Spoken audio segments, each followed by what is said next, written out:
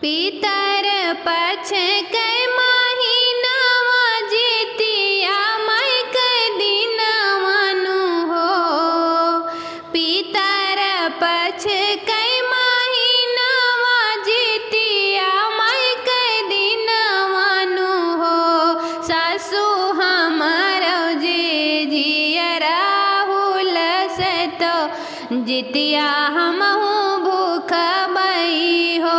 हे सासु हमारा जे जियरा हुलसतो हमहु जितिया भूख बई हो।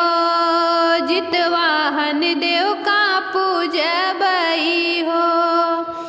बोलिया तहे बहुहर बोलू तो बोलहु न जानियू हो। बोलिया तहे बहुहर बोलू बोलहु न जानियू हो।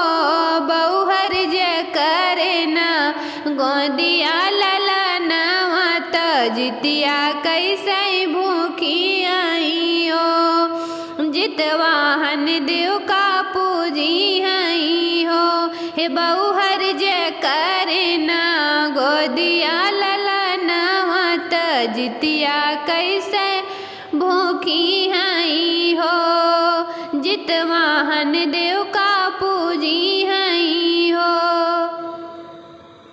सासू जे चली गईली हटिया ननद गईली ससुर न हो। सासू जे चली गईली हटिया ननद गईली ससुर न हो। बहुहर हनली बजर के वाड़ी आंगने जितिया पूजली हो। हे बहुहर हनली बजर के वाड़ी आंगने जितिया पूजली हो। सासू जे आई गई हटिया से ननदी जे ससुर से हो। सासू जे आई गई हटिया से ननदी जे ससुर से हो। बहुहर खोल देहु चंदन के वाड़िया भीतर हम आईत हो।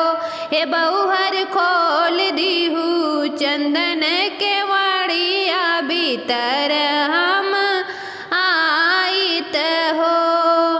उखिया के पेड़वा होई गई नारवा त केल फल खेड़िया न हो। उखिया के पेड़वा होई गई नारवा त केल फल खेड़िया न हो। सखिया कल साजे होई गई ललनवा पड़ल भुइया खेलई हो।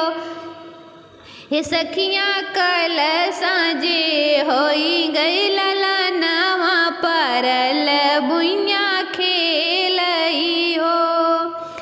दहिने हाथे खोलली के वाड़िया ता बाएं से सासु पैया लागी हो।